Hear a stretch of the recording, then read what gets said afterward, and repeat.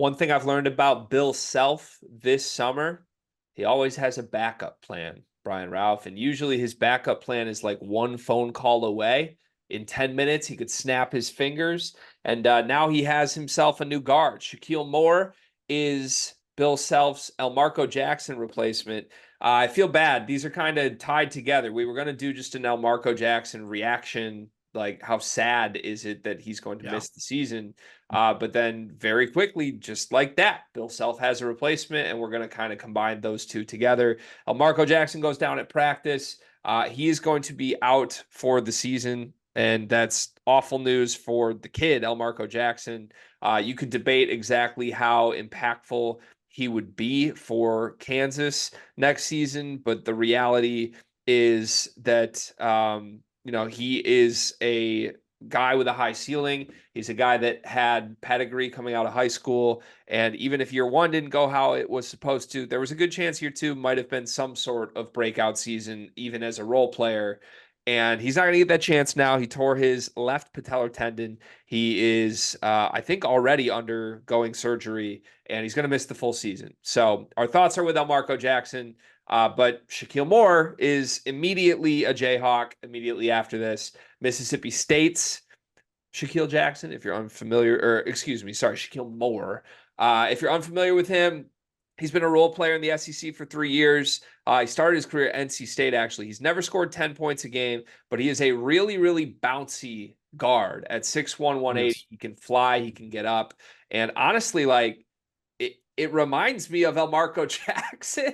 Like, the one thing I know Elmarko Jackson can do, that's what Shakeel Moore is already good at. So Mhm. I guess I don't know what to ask you to throw this your way, but losing Elmarko Jackson, adding Shakeel Moore, your thoughts?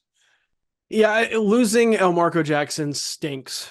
Number one, just the kid suffering a injury that's going to keep him out 12 months. Like, not just missing the season. I think they said the recovery time was a full calendar year, and that's a long, grueling process. So that stinks, particularly when this year, even if he wasn't going to play a significant like starting role, I think the hope was there was going to be some growth this year and learning to set the foundation for a big year next year and him stepping into a starting role. And obviously this hurts that, right? So you feel that, but Shaquille Moore, you kind of mentioned, brings similar skill set, very, very experienced. It's his fifth year of college basketball. He was a part-time starter for NC State, part-time starter for Mississippi State. So like he has played significant power conference minutes for half a decade now. Very athletic, somebody who makes plays off the bounce, attacking the rim, mid-range jumpers. His three-point shot has not been there.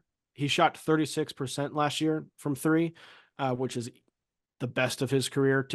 Prior to that, he was somewhat of a liability beyond the arc, or let's just say a non-factor beyond the arc. But he's somebody who is shifty, explosive, and tough. Like, worst case, you're going to get an athletic defender who's experienced. And in what projects to be a bench role for Kansas, that checks a lot of boxes in terms of impact. 100%. Yeah, I think it's one of those things where you didn't want a guy that was going to come in expecting anything crazy, but you needed a guy who is capable, because Elmarko Jackson was not the key to Kansas's season, but he was an important depth piece on a team that really is constructed with two proven front court guys, a Yep. bunch of bigger wings, and then a point guard in DeJuan Harris. And look, I know Zeke Mayo's a guard. Maybe he could play the point. He will play minutes at the two. And Rylan Griffin and AJ Storr are versatile enough and good enough to probably slide down and play the two. To me, there is a little bit of maybe a shallow depth spot, though, at the guard spot in the world where, God forbid, DeJuan Harris gets hurt, in the world where Zeke Mayo just isn't good. You're kind of looking around and thinking, okay, like, I hope Elmarko's ready. I think all good teams sort of need like a 1, a 2, and then a backup that can play 20 to 30 minutes a game. And I think you kind of were hoping Elmarko becomes that this year. And if he Mm-hmm. was good enough, then the other guys just play the wing. It slides everybody down more to their natural spot. And him not getting that opportunity, it doesn't kill Kansas, but it takes away one thing that could have made them special.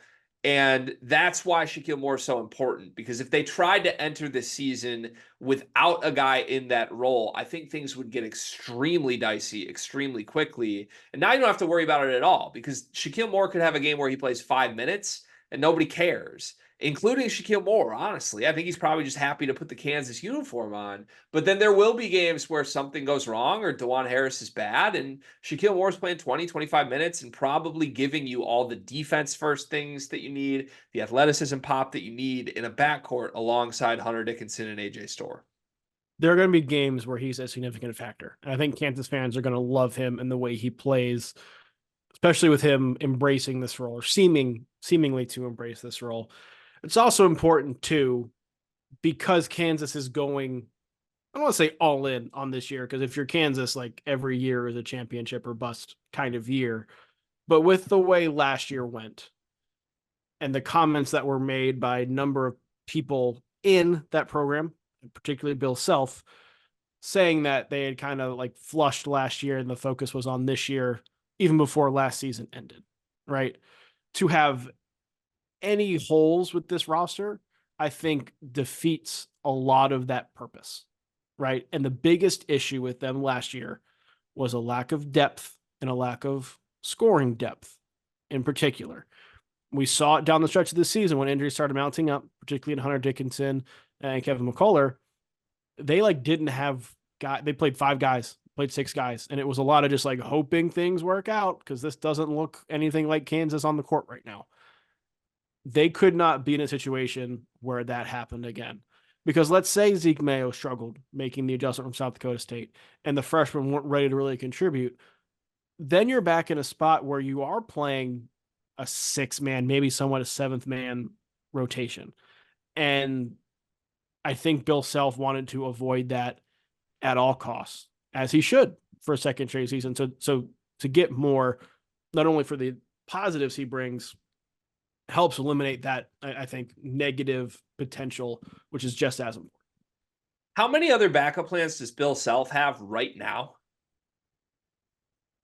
We just did a video on Coleman Hawkins. Like I'm just looking around here like, okay, if something else goes wrong, like how quickly in an hour could he have a star wing ready? I'm sure he probably could. It would not surprise me if, God forbid, something happens. And then he's just like, all right, we're Kansas. We have this money. I'm picking you. Whatever you need, come here. Yeah. Like, what was Shaquille like? Was he just waiting? Like, Bill had him in the pocket, like, hey, if something goes wrong, I'm calling you. And Shaquille's just like, okay. Like, what? I mean, there were reports that he was considering Kansas even before Jackson's injury. And then when Jackson goes down, the role becomes significantly bigger, and it's a much easier decision than to say yes to that. Yeah. Right. I don't know how many other people he's got warm like that. I don't know.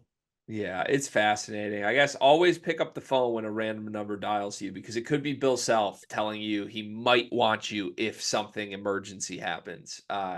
Look, good ad. I'm happy for Shaquille. I'm happy for Bill Self. I'm happy for Kansas fans. The rich get richer. Congratulations, Rock Chalk, and best wishes to Elmarko Jackson in his recovery. The NBA draft is coming up, and I've got something awesome for you. We are partnering with the people at NBA 2K Lab. NBA 2K is the best video game on earth. The people at 2K Lab are making some awesome stuff to make that game even more fun, and they just launched their 2024 NBA Draft Simulator, where you can find the official Sleepers Media big board. We ranked our top 75 players in this draft class.